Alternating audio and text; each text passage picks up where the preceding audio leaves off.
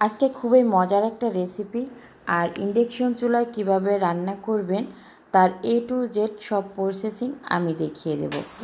তো আজকে আমি মোটামুটি ডাব নয়, মোটামুটি সাইজের আর কি নারিকেল নিয়েছি।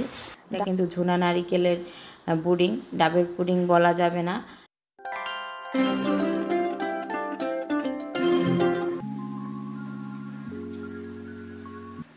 হ্যালো, আসসালামু আলাইকুম। সবাই কেমন আছেন? আশা করছি ভালো আছেন, সুস্থ আছেন। আবারও নতুন একটা ভিডিও নিয়ে আসলাম। আশা করছি আপনাদের কাছে খুব বেশি ভালো লাগবে। ভালো লাগলে লাইক, কমেন্ট, সাবস্ক্রাইব করে আমার চ্যানেলের সাথে থাকবে। আজকে খুবই মজার একটা রেসিপি আর ইন্ডাকশন চুলায় কিভাবে রান্না করবেন তার A to Z সব প্রসেসিং আমি দেখিয়ে দেব। হয়তো অনেকেই জানেন, যাদের নেই বা নতুন কিনেছেন তারা হয়তো জানেন না। তো তাদের সুবিধার্থে আজকে আমি সব কিছু দেখিয়ে দেব। এর ক্রাইটেরিয়া, ইন্ডাকশন চুলা আর কি অন্যান্য চুলা থেকে চালাতে খুবই সোজা।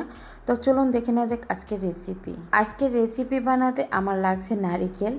আর আগেই বলেছি খুবই মজার রেসিপি, বাচ্চা থেকে বড় সবারই কিন্তু এই ডাবের পুডিংটা খুবই মজা লাগে।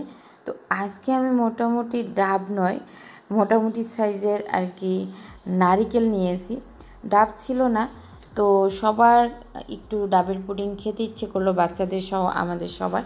তো সেক্ষেত্রে আমি যেরকম নারিকেল ছিল বাসায় ওটা দিয়ে ট্রাই করলাম। আর যেহেতু বাইরেই দেখতে পাচ্ছেন প্রচণ্ড বৃষ্টি হচ্ছে, সো আমি এটা দিয়েই ট্রাই করব।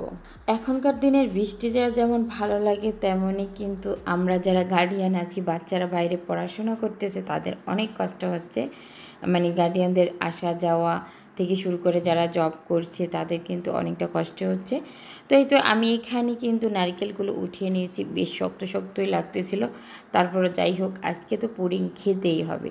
সো আজকের রেসিপি প্লাস এক্সপিরিয়েন্স আপনাদের সাথে শেয়ার করব যে নারকেলেরও পুডিং হয় আর খেতে কতটা ভালো লাগে।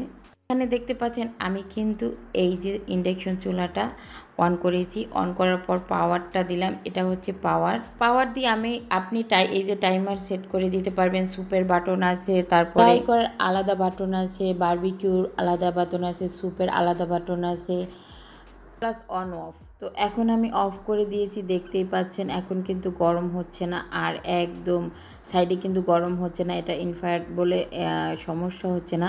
আমি স্কাই ভিউ এর কোম্পানিটা ইউজ করতেছি, বেশ ভালোই। তো এই যে সাইডের পেছনে দেখতে পাচ্ছেন ফ্যান, ওটা কিন্তু ভালোভাবে পরিষ্কার রাখতে হবে। আর এখানে কিন্তু পাওয়ার কমিয়ে বাড়িয়ে দেওয়ার জন্য যে ওই বাটনের সাথে সাথে যে রেগুলেটরটা, ওটাও দেখিয়ে দিয়েছি। আশা করছি আপনারা এরপর থেকে কারেন্টের চুলা ব্যবহার করতে ভয় পাবেন না, অনেকেই ভয় পেয়ে থাকেন। তো কিনলে ইনফ্রারেডটাই কিনবেন, দেখা যায় ওটার সুবিধা বেশি। আপনার কারেন্টে যে কোনো প্যানে রান্না করতে পারবেন। আর এখানে অলরেডি আমি ডাবের পানি দিয়ে দিয়েছি, 2টা ডাবের পানি দিতে দিতে দেখলাম সন্ধ্যা হয়ে গেল, মানে সন্ধ্যা হয়ে গেছে। তো কিছু করার নেই, আমি এখানে লাইট জ্বালিয়ে নিয়েছি, রিং লাইট জ্বালিয়ে নিয়েছি। তো রিং লাইটে কাজ করছে না দেখতেই পাচ্ছেন বাইরে আলোটা ছড়িয়ে যাচ্ছে। রিং লাইটটা হচ্ছে আপনার একটা বদ্ধ জায়গায় থাকতে হবে, তাহলে এভাবে আলো ছড়িয়ে যায় না। তো যাই হোক, এখানে কিন্তু আমি আগার পাউডার ইউজ করেছি প্রায় 1.5 টেবিল চামচের মতো। আপনারা কিন্তু আরেকটু বেশি দেবেন, তাহলে একটু তাড়াতাড়ি পুডিংটা জমাট বাঁধবে।